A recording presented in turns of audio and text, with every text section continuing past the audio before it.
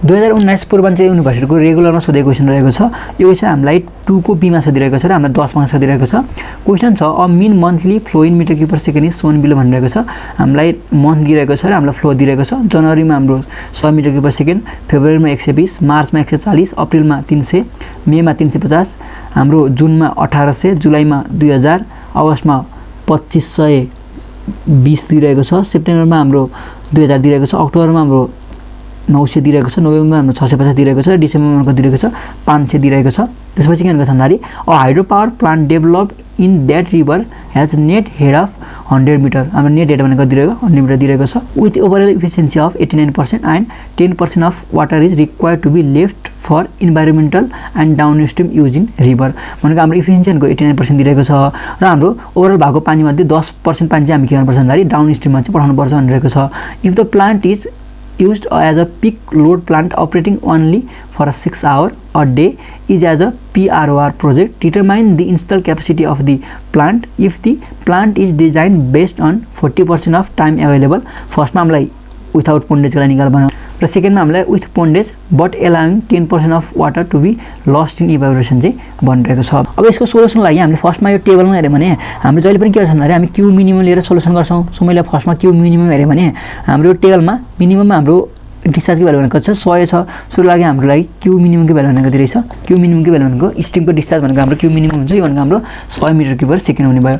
अब मैले Q design for the power generation निकाले भने यो भनेको हाम्रो के हुने भन्दाखेरि हाम्रो क्यू मिनिमम माइनस हाम्रो के हुँदो रहेछ भन्दाखेरि हाम्रो 10% चाहिँ हाम्रो डाउनस्ट्रिममा पानी पठाएको हुनेछ। सो 10% पानी डाउनस्ट्रिममा पठाएको छ भनेपछि हाम्रो डिजाइन डिस्चार्ज भनेको के हुने भयो, हाम्रो क्यू डिजाइन भनेको के हुने भयो भन्दाखेरि हाम्रो Q minimum minus 10% of Q minimum हैन। यो भने हाम्रो ध्यान भन्दाखेरि 90 मिटर क्यूब पर सेकेन्ड चाहिँ आयो। सो हाम्रो डिजाइन डिस्चार्ज भनेको रहेछ 90 मिटर क्यूब पर सेकेन्ड चाहिँ रहेछ।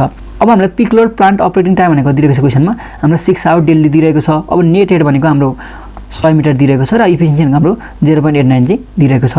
सो मैले फर्स्टमा अब विदाउट पोन्डेजको लागि मैले इन्स्टल क्यापेसिटी निकाले भने यो भनेको हाम्रो सिम्पली के हुन्छ, हाम्रो इन्स्टल क्यापेसिटी पावर निकाल्न फर्मुला हाम्रो सिम्पली के हुन्छ, हाम्रो इटा into gamma into Q into H हुन्छ। इटा भनेको हाम्रो 0.89 छँदैछ, गामाकै भ्यालु भनेको हाम्रो पानीको लागि 9.81 kilometre per metre Q into Q भनेको हाम्रो 90 आएको छ इन्टु हेड भने हाम्रो दिएको छ 100 दिएको छ। यो भने हाम्रो दिएको 78578.1 किलोवाट चाहिँ आयो। सो विदाउट पोन्डेजको लागि हाम्रो इन्स्टल क्यापेसिटी भनेको दिएको छ, यो भनेको हाम्रो 78578.1 किलोवाट चाहिँ रहेछ। अब हामीले विथ पोन्डेजको लागि हेर्यौँ भने विथ पोन्डेजको लागि हाम्रो अपरेटिङ टाइम भनेको दिएको छ 6 घण्टा दिएको छ हैन। 24 घण्टामा के गर्छ भन्दाखेरि हामी 6 घण्टा चाहिँ हामी अपरेट गर्छौं र बाँकी 18 घण्टा चाहिँ हामी के गर्छौं भन्दाखेरि हामी ड्याममा हामी पानी कलेक्ट गर्छौं। ड्याममा हामी पानी कलेक्ट गर्छौं 18 घण्टा र 6 घण्टा चाहिँ हामी के गर्छौं भन्दाखेरि हामी पावर जेनेरेसन चाहिँ गर्छौं। अब मैले फर्स्टमा भोल्युम स्टोर इन 18 आवर निकाले भने हाम्रो 18 घण्टामा कति भोल्युम अफ वाटर स्टोर हुन्छ मैले निकाले भने हाम्रो के हुने भयो, हाम्रो डिस्चार्ज भनेको 90 छ। 90 इन्टु हाम्रो भोल्युम भनेको सिम्पली के हुन्छ, भोल्युम भनेको हाम्रो डिस्चार्ज इन्टु टाइम हुन्छ हैन। सो हाम्रो के हुने भयो भन्दाखेरि 90 इन्टु 18 हुने भयो। 18 यो भनेको आवर छ। सो यसलाई मैले अब सेकेन्डमा चेन्ज गरेँ भने इन्टु 60 इन्टु के हुने भयो हाम्रो 60 हुने भयो। यो भनेको हाम्रो मिटर क्यू हुने भयो।